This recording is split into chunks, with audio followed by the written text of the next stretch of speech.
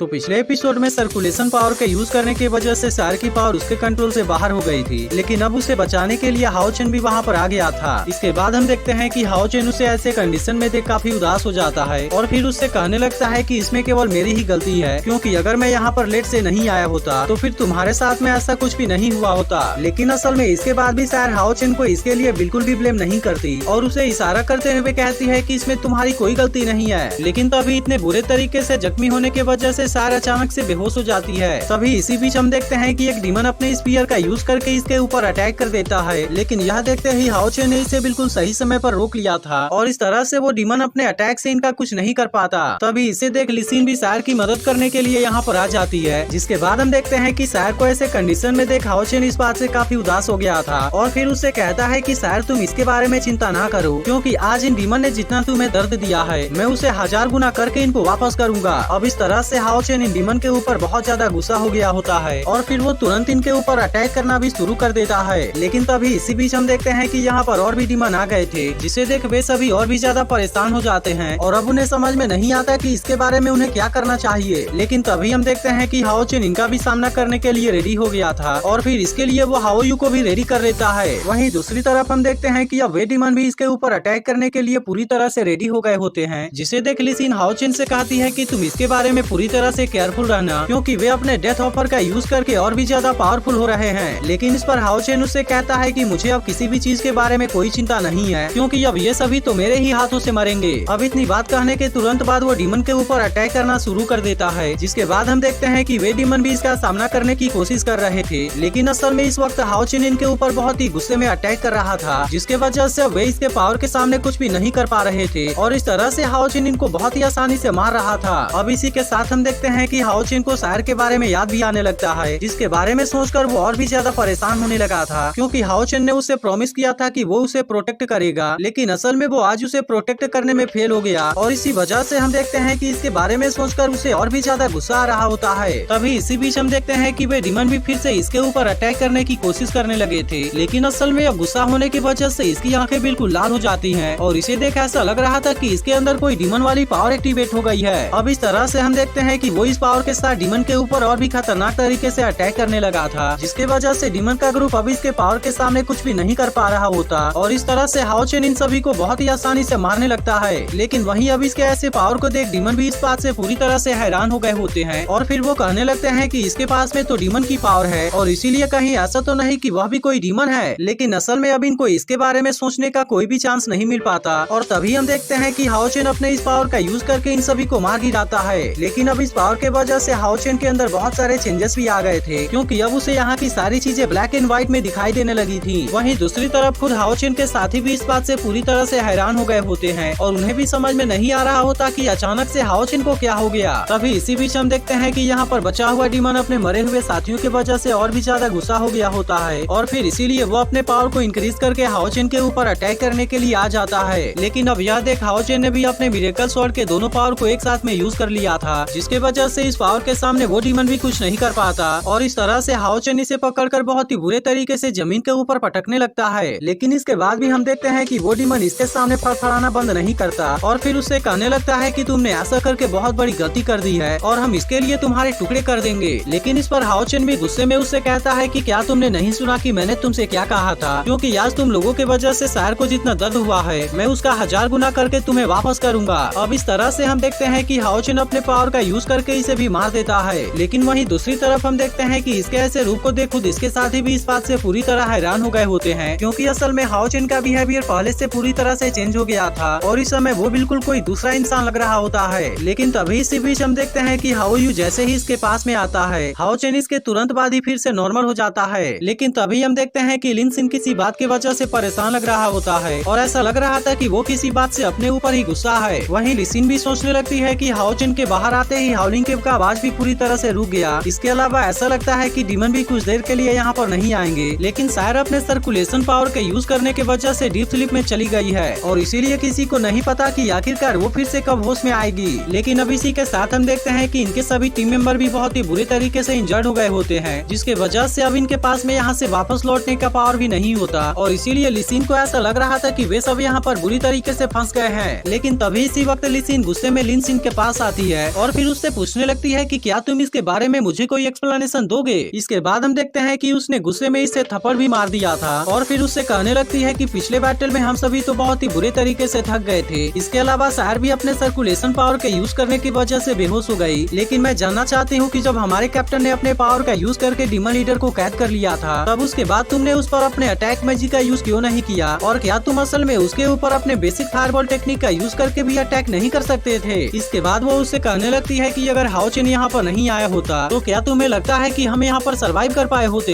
इसी के साथ वो उससे पूछती है कि तुम केवल अपने सील का यूज क्यों कर रहे थे और तुमने अपने किसी भी अटैक मैजिक का यूज क्यों नहीं किया। लेकिन तभी हान्यू इसके पास आकर इसे शांत हो जाने के लिए कहता है, क्योंकि अगर इस बार इसमें लिन सिन ने अपने एलेक्सिर का यूज नहीं किया होता तो वे इतने देर तक यहाँ पर डीमन को नहीं रोक पाए होते। इसके बाद वो इनसे कहता है कि लिन सिन का हमारे टीम में उसका पोजीशन है और इसीलिए मैं नहीं चाहता कि तुम में से कोई भी इसके बारे में बात करे। लेकिन अब इसकी ऐसी बात सुनकर इसमें से दूसरा लड़का कहता है कि तुम किस पोजीशन के बारे में बात कर रहे हो और क्या अटैक करना मैजिशियन का ड्यूटी नहीं होता। फिर वो आगे इनसे कहता है कि हमारा कैप्टन तो असल में हीलर है, लेकिन इसके बाद भी उसने डीमन क्लैन को रोकने के लिए अपने तरफ से पूरा कोशिश किया और इसीलिए मैं जानना चाहता हूँ कि आखिरकार लिन सिन के बारे में क्या है और क्या सच में वो डीमन हंटिंग टीम को ज्वाइन करने के लिए काबिल है। तभी उसका कैप्टन भी कहने लगता है कि लिन सिन तो असल में एक्सप्लोजन फायर का बहुत ही अच्छा मैजिशियन है, लेकिन क्या वो अटैक करने के बेसिक स्किल के बारे में भी नहीं जानता और इसीलिए हम इसके बारे में इसके असली रीजन को जानना चाहते हैं। तब इसकी ऐसी बात सुनकर हान्यू से कहता है कि मैं तुम्हारे बातों को बहुत ही अच्छे से समझ रहा हूँ, लेकिन अगर वो इसके बारे में बात नहीं करना चाहता तो हम भी उससे इसके बारे में नहीं पूछना चाहते, क्योंकि हमें अपने पार्टनर के ऊपर पूरा यकीन है और इसी तरह से आने वाले समय में ही ऐसा ही रहेगा। लेकिन इस पर लिसिन से कहती है कि अगर हाओ चेन ने किसी दिन अपने एनिमी को नहीं हरा पाया तो आखिरकार उस समय वो इसके बारे में क्या करेगा। लेकिन अब इसी के साथ हम देखते हैं कि लिसिन इसके ऊपर बहुत ज्यादा गुस्सा भी होने लगती है और फिर वो उसे कहती है कि क्या तुम उसके बारे में भूल गए कि हाओ चेन ने तुम्हें किस तरह से अपनी टीम को ज्वाइन कराने के लिए चूज किया था, क्योंकि असल में इसके लिए तो हाओ चेन को बहुत बड़ी कीमत चुकानी पड़ी थी, लेकिन क्या तुम केवल इसी तरीके से इसके बदले पे करना चाहते हो। जिसके बाद हम देखते हैं कि इसके बारे में सुनकर लिन सिन भी इस बात से काफी उदास हो गया होता है। लेकिन इसके बाद भी हम देखते हैं कि लिसिन का गुस्सा अभी शांत नहीं हुआ था और फिर वो लिन सिन से कहने लगती है कि अगर इसी तरह से चलता रहा तो एक दिन तुम्हारी वजह से सभी लोग जरूर ही मारे जाएंगे। इसी के साथ वो उससे कहती है कि आखिरकार कब तक तुम दूसरों के पीछे छुपे रहोगे। लेकिन अब इस पर लिन सिन भी गुस्से में कहता है कि अगर तुम इसके बारे में जानना ही चाहते हो तो मैं इसके बारे में तुम्हें जरूर बताऊंगा और फिर कहता है कि ये बात सही है कि मैं अपने अटैक मैजिक का यूज नहीं कर सकता, लेकिन असल में मैंने कभी भी नहीं सोचा है कि मैं अपने टीममेट्स को मरने दूंगा, बल्कि असल में मुझे तो अटैक मैजिक को यूज करने से डर लगता है। इसके बाद वो इनसे बताने लगता है कि उसके फादर उस समय के एक जीनियस मैजिशियन थे जिन्होंने की अपना पूरा लाइफ पावरफुल अटैक मैजिक को स्टडी करने में लगा दिया और असल में उनके पास में तो ऐसा मैजिक था कि डीमन उनका सामना करने से भी डरते थे और इस तरह से वह पूरे मैजिक पैलेस में सबसे पावरफुल मैजिशियन बन गए। फिर उसके बाद से उनको मैजिक पैलेस का नया मास्टर भी बना दिया गया, जिसके वजह से मेरे फादर के एम्बिशन और भी ज्यादा बड़े हो गए और वे फायर के सुप्रीम सीक्रेट टेक्निक को डेवलप करने के बारे में सोचने लगे। लेकिन असल में उन्होंने ऐसा करके बहुत बड़ा मिस्टेक कर दिया, क्योंकि ऐसा करने के लिए जब वो फायर एलिमेंट को कंप्रेस करने की कोशिश कर रहे थे तब इसके वजह से वो fire energy out of control हो गई, जिसके बारे में पता चलने पर मेरी मॉम तुरंत उनको बचाने के लिए वहाँ पर गई। लेकिन आखिरकार उस समय मैं अपने फादर को भी नहीं देख पाया, क्योंकि उस एक्सप्लोजन के वजह से वे उसमें तुरंत ही मारे गए और फिर मेरी मॉम ने मुझे बचाने के लिए खुद को भी उसमें सेक्रीफाइस कर होने की वजह से उसके फादर मारे गए थे और फिर इसे बचाने के लिए उसकी मदर ने खुद को सेक्रीफाइस कर दिया था। फिर वो आगे कहता है कि इसी वजह से मैं अटैक मैजिक से नफरत करता हूँ और इसके अलावा मुझे इसी बात से अटैक मैजिक को यूज करने से डर भी लगता है। अब इस तरह से हम देखते हैं कि इसके बारे में बात करते हुए लिन सिन काफी इमोशनल हो गया था और फिर वो आगे इनसे कहता है कि भले ही मैं अटैक मैजिक का यूज नहीं कर सकता तो क्या हुआ, लेकिन इसके बाद भी मैं अपने टीम की हेल्प करने के लिए अपने सारे चीज का यूज कर लूंगा। और अभी तुमने कहा ना कि अगर किसी दिन हाओ चेन अपने एनिमी को नहीं हरा पाया तब उसके बाद मैं इसके बारे में क्या करूंगा, तो मैं तुम्हें बताना चाहता हूँ कि मैं अपने टीम को प्रोटेक्ट करने के लिए अपने बॉडी का यूज करूंगा। जिसके बाद हम देखते हैं कि इसके बारे में सुनकर लिसिन भी पूरी तरह से हैरान हो जाती है। तभी लिन सिन कहता है कि अगर आज शायर को कुछ भी हो गया तो फिर मैं इसे रिपेयर करने के लिए अपने लाइफ का यूज करूंगा। अब इस तरह से इसके बारे में जानकर वे सभी इसके बारे में कुछ नहीं बोल पाते और फिर लिसिन का कैप्टन भी उससे कहता है कि अब तुम इसके बारे में बात करना बंद करो। वहीं दूसरी तरफ हम देखते हैं कि हाओ चेन अपने पावर का यूज करके शायर को बचाने की कोशिश कर रहा था, लेकिन तभी अचानक से इटर्नल टावर वाले लॉकेट के अंदर से कोई पावर बाहर आने लगती है और वो अपने पावर का यूज करके शायर को हील करने की कोशिश करने लगी थी। लेकिन अब इस बात के वजह से खुद हाओ चेन भी पूरी तरह से हैरान हो गया था और अब उसे यकीन नहीं होता कि इसकी पावर शायर को हील कर रही है। इसके बाद वो हैरान होते हुए कहता है कि क्या यह इटर्नल टावर के वजह से है। फिर वो याद करने लगता है कि जब वो इटर्नल टावर से बाहर आने वाला था तब इटर्नल टावर ने अचानक से वहाँ के सारे स्पिरिट को अपने अंदर एब्जॉर्ब कर लिया था और फिर इस तरह से वो सबसे प्योर डेथ एनर्जी में चेंज हो गए थे।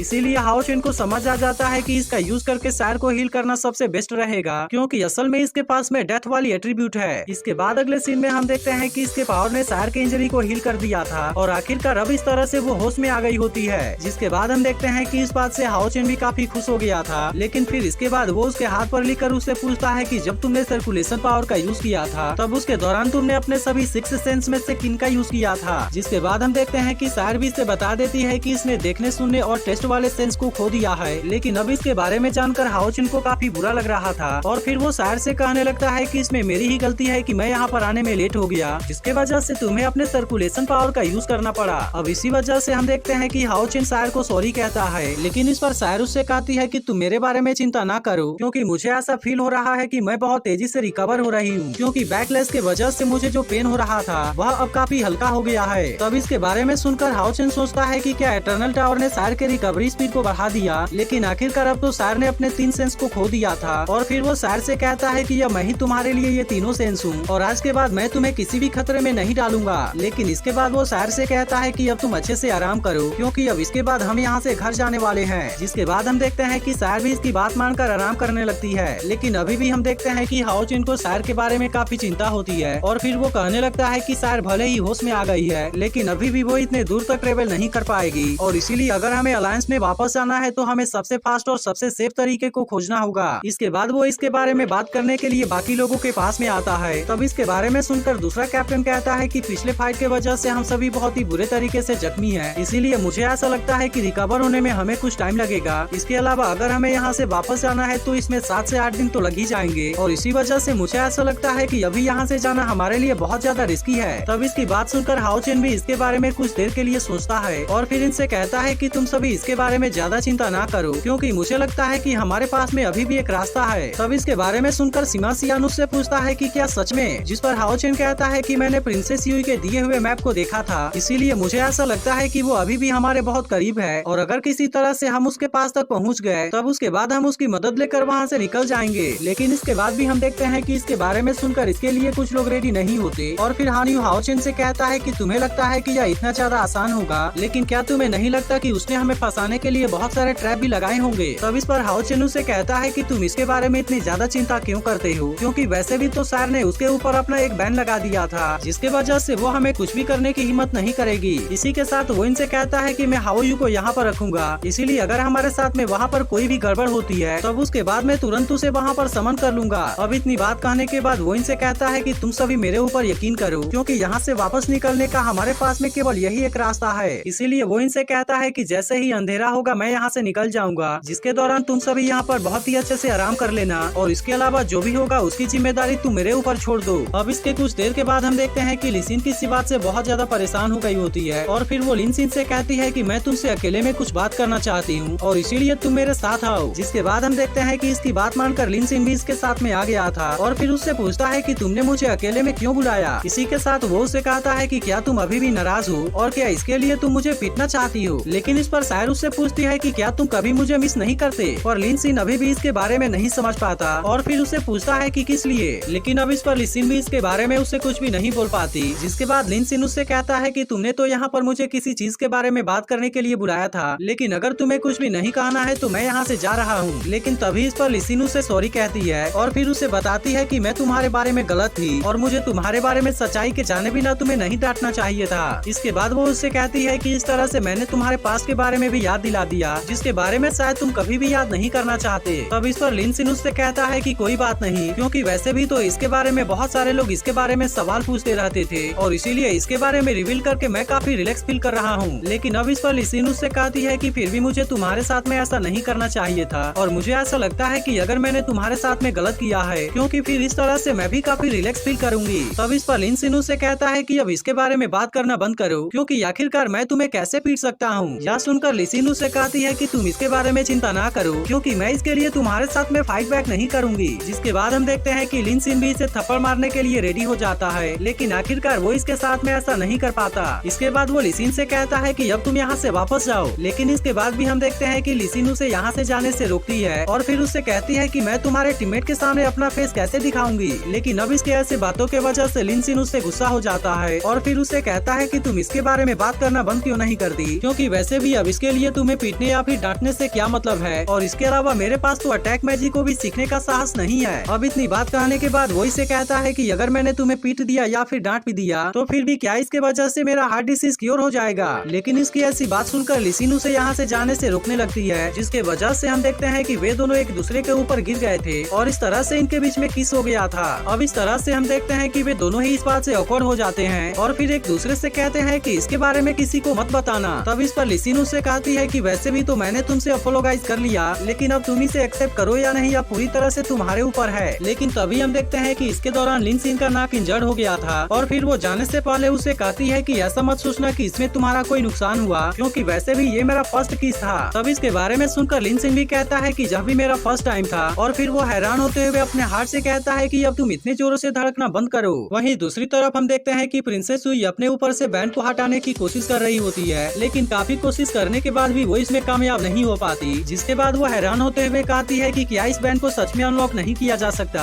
और फिर वो हाओ चुन को याद करते हुए कहती है कि तुम ऐसे पहले इंसान हो जिसने कि मुझे इस तरह से हार्म किया है, इसीलिए तुम प्रे करना कि तुम मेरे हाथों में ना आओ, नहीं तो फिर उसके बाद मैं तुम्हारे लाइफ को मौत से भी बदतर बना दूंगी। और फिर इसके बाद एपिसोड यहीं पर एंड हो जाता है।